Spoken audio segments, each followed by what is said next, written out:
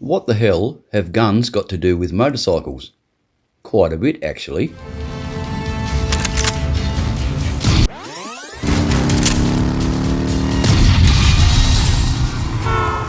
Some motorcycle manufacturers actually have their roots in firearm manufacturing. And first up, I'm going to dispel a huge myth. Royal Enfield did not make guns. Yes, that's right. While Royal Enfield is the oldest continuous production motorcycle company in the world, and it also manufactures the longest lived motorcycle model in history, it never made any guns. They did, however, manufacture some firearm parts, which they then supplied to the nearby Royal Small Arms Factory in England. And this is where the confusion lies. But the two sites were totally different entities. It was a relationship that had a lasting impact on the marque's identity, and to this very day, they still use the slogan, "Made like a gun." But they actually never manufactured, not even one, fully completed firearm.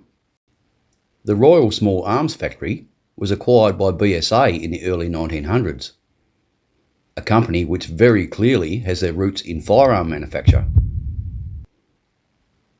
BSA, or Birmingham Small Arms, was established in 1861. It was half a century later when they produced their first motorcycle.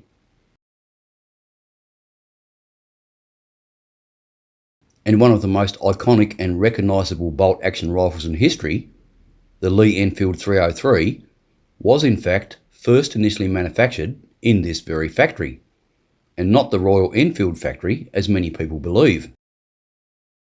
Why is this rifle so famous? There were over 17 million manufactured worldwide, in various factories and countries. It remained in service, in one form or another, from 1895 to 2018. It may even still be in use in some poorer countries, but I do not know.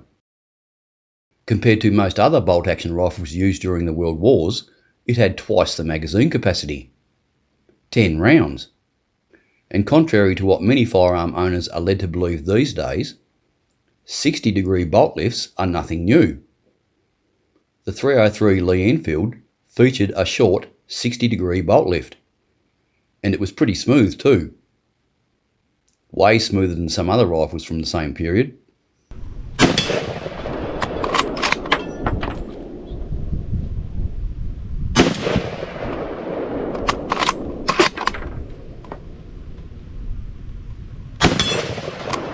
This made the 303 the fastest shooting bolt-action rifle of its day.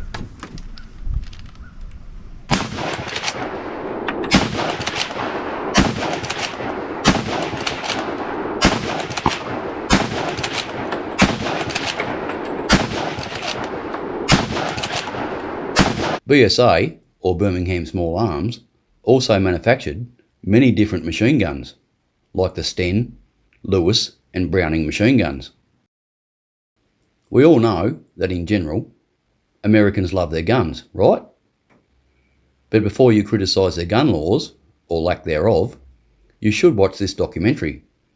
It's available free to watch on some streaming networks, and it will help you understand why the American gun culture is the way it is.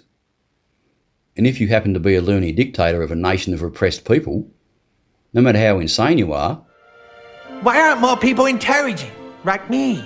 Do not attack America. With approximately 83 million people owning at least one firearm, you would never win. It may also surprise many of you to know that over a century ago, even Winchester had a go at selling motorcycles.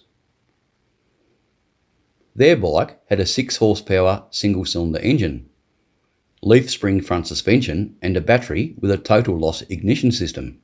It didn't sell well, and only 200 were ever made, and Winchester then decided against any future involvement in selling motorcycles. During the First World War, heavy machine guns were mounted in sidecars. They proved to be very formidable against ground troops and airplanes. Then during the Second World War, Germany and the Soviet Union took this idea to another level and used many sidecars mounted with machine guns in their armoured divisions. When I say many, I mean it. There were lots of them. Then there was the Harley-Davidson WLA, which was modified specifically for military use. It featured a large scabbard mounted up front to hold one of these, a Tommy gun. The military version used a stick magazine and fired a .45 caliber cartridge in either single shot or fully automatic mode. It had a very unique feature for the time period, which set it apart. It fired from an open bolt, as most others did, but unlike most others, the bolt locked back when it was empty, which meant all the user had to do was whack in another magazine and pull the trigger to continue firing. America supplied many countries with the WLA, including the Soviet Union. And there was also the Japanese Riku, which was a Harley-Davidson clone made under license from Harley-Davidson in Japan since 1935. So I guess you could actually say that Harley-Davidson inadvertently contributed somewhat to the Japanese war effort. FN, well known for producing military firearms, is a Belgian company, but they also made motorcycles. In fact, FN of Belgium, and not Henderson of the USA, manufactured the world's very first production inline 4-cylinder motorcycle. And at one stage, it was the fastest production motorcycle in the world. FN ceased motorcycle production in 1966, but they continue to make firearms to this very day. They invented the FN FAL, or FN Light Automatic Rifle, also known as the L1A1 or SLR. It was one of the most widely used military rifles ever made, and was used by more than 90 different countries. It was produced with a light barrel for semi-auto use only, and a heavy barrel version which had the ability to fire in fully automatic mode as well. The Falklands War of 1982 was the very first time ever in history that opposing forces were armed with the very same infantry rifle.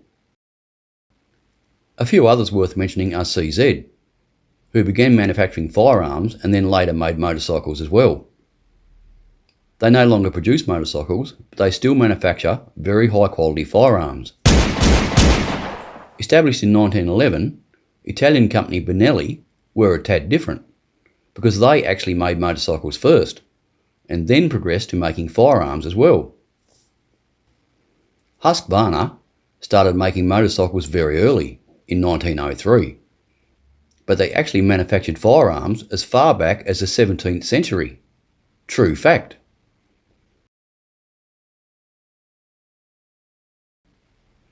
Some people say the original Husqvarna logo is a crown.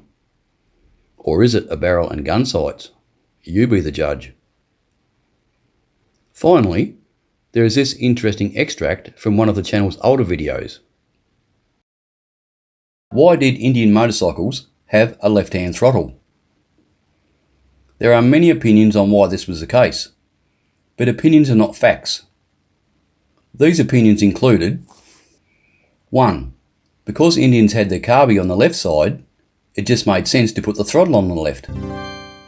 2.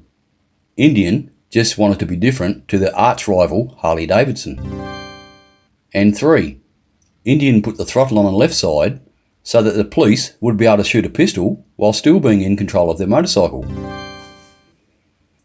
Which one do you think is the reason why Indians had a left-hand throttle? Number 1, 2, or number 3? All three sound very plausible, but after doing a fair amount of research, I found that almost every internet site and every book said the same thing. That Indian did not have a left-hand throttle to allow a police officer to shoot while riding. This just leaves opinion 1 and opinion 2, with the most common answer being that the throttle was on the left side because it just made more sense. While this may have been the case in the company's infancy, in fact, all these books and all these internet sites are actually incorrect. Wrong again. I know what you're thinking. Absolute rubbish, laddie. Well, I'm about to put an end to this argument, and here is my proof. An extract from an original printed Indian Motor Company brochure, dated 1932. This settles the argument once and for all, and this is just one example that I have. You see, Indian made their first police special motorcycle in 1926. And the reason why Indian persisted using a left-hand throttle was that they supplied many motorcycles to many different police departments around America. And it was a very profitable business for them. Indian dealers were quite successful at procuring the lucrative police contracts because having a left-hand throttle was seen as a huge benefit by many police forces around America.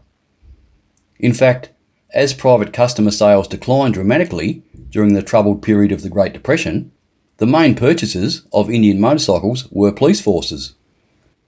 So you see, guns and motorcycles have quite a bit in common. Thank you for watching. Cheers.